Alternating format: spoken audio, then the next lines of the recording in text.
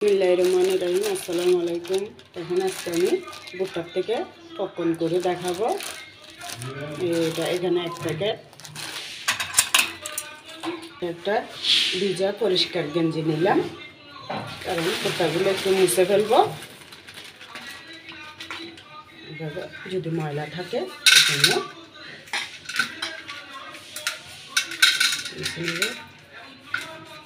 শরীরটা একটু ভালো লাগে না, নতুন রান্না ছাড়তেছি। নতুন রান্না ছাড়লে ডেইলি রান্নার ভিডিও দিতে হয়, এই জন্য আমি একটু সাধারণভাবে আজকে ভিডিওটা ছাড়লাম।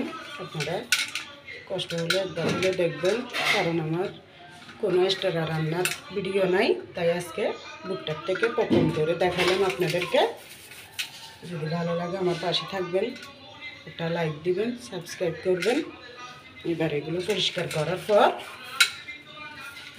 চুলায় এবার তেল দিয়ে দিব। দেখুন কীভাবে পপকর্ন করি। এবার এটা মোছার পর ঝাড়ছি, এ দেখুন ময়লাগুলো মানে গেঞ্জির কাপড়ে লেগে গেছে। এই যে চুলায় কড়াই বসা দিলাম, এরকম একটা লোহার কড়াই বসালাম। এখানে সরিষার তেল দিয়ে দেব। দেখুন বিসমিল্লাহিররহমানিররহিম। অল্প অল্প করে ভুট্টাগুলো দিব, আমার হাতে এক মুঠো আন্দাজ অনুযায়ী এভাবে করে পপকর্নগুলো ভুনা করে নেব ভুট্টার থেকে। যে দেখুন এবং তেলটা গরম হয়ে গেছে, আমি আমার হাতে এক মুঠো প্রথমে দিয়ে দেব বিসমিল্লাহিররহমানিররহিম। তারপর দেখুন এই যে এবার ঘুরে দিলাম। এই যে দেখুন কীভাবে ফুটতেছে। এই যে দেখুন এক মুঠো দিচ্ছি, যে আমার হাতে কতগুলো পপকর্ন হয়ে গেল তার থেকে। এবার আমি এগুলো তুলে নিব।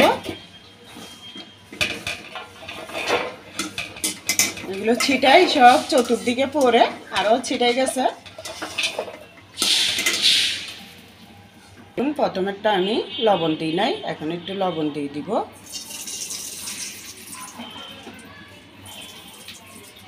আবারও এক মুঠ দিয়ে দিলাম। এই দেখা তো চুলের, এই যে দেখুন চুলের ফাঁকে পর্যন্ত পরে কি অবস্থা হয়েছে আপনাদেরকে দেখাতে যাই। দেখুন চুলের উপরে পর্যন্ত পড়ছে, তাই ভালো করে দেখাতে পারলাম না। এখন দেখুন আমার হাতে এক মুঠো দিচ্ছি, যে এক মুঠো অনুযায়ী কতগুলো হয়েছে। আপনারা চাইলে এখানে একটু বিট লবণও দিতে পারেন, আমার থেকে ছিল না তাই দিই নাই, শুধু লবণ দিয়ে করতেছি। আর যদি প্রয়োজন হয় একটু গুঁড়ি মরিচও সেটাই দিতে পারেন, জাল জাল খেলে, নাহলে গুঁড়ি মরিচও সেটাই দিতে পারেন। আজকে যদি মিষ্টি পছন্দ করেন একটু চিনিও সেটাই দিতে পারেন। আমি কিছু দিব না, শুধু একটু লবণ দিয়ে বয়মের মধ্যে ঢাকনা পুরে রেখে দেবো।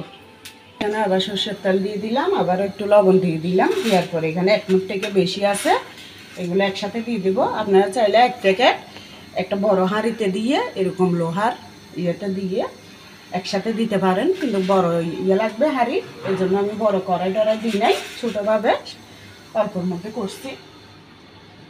এবার এগুলো দিয়ে দেবো। দেখুন কীভাবে শব্দ হচ্ছে, আমি এটা চাপ দিয়ে ধরে রাখছি।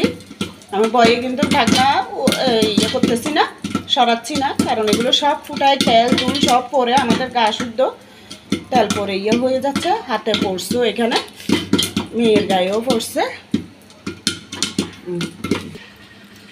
এই যে দেখুন শেষের যেগুলো দিছি এগুলো একবার এক কড়াইয়ের সমান হয়ে গেছে, আর একটু বাকি আছে কড়াই পুরাইতে। দেখুন গরম গরম থাকা অবস্থায় আমি একটু আবারও লবণ ছিটে দিচ্ছি, কারণ তেলে দিছি যে তখন ভালো করে লবণ হয় নাই, একটু লবণ দিছি। আবার একটু গুঁড়ি মরিচ দিয়ে দেবো। এই দেখুন ছিটে দিব। দেখুন আমি 20 টাকা দিয়ে একটা প্যাকেট আনছি, ওই প্যাকেটে পুরো একটা কত বড় একটা গামলায় এক গামলা হয়েছে। আর সেই অনুযায়ী আমরা যদি 10 টাকা অথবা 20 টাকার এক প্যাকেট পপকর্ন ভাজাটা নিতে যাই, তাহলে এইগুলোকে তাহলে ওরা কত প্যাকেট করে, তাহলে বুঝেন।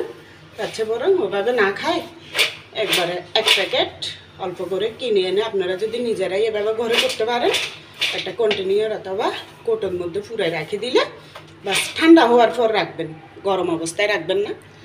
যদি রাখেন বাচ্চারা খেতে চাইলে যে কোনো মুহূর্তে বা বড়রা খেতে পারবে, সবাই খেতে পারবে। আমার কাছে বিট লবণ ছিল না, দিতে পারি নাই। বিট লবণ দিলে আরও ভালো লাগে খেতে। ব্যাস এগুলো ঠান্ডা হলে আমি কোটোর মতো ভরে রেখে দেবো।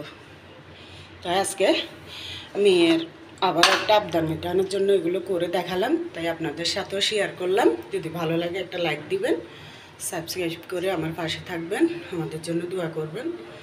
আমিও সবার জন্য আল্লাহর রহমতে যাতে সবাই ভালো থাকে দোয়া করি। সবাই ভালো থাকবেন। আসসালামু আলাইকুম।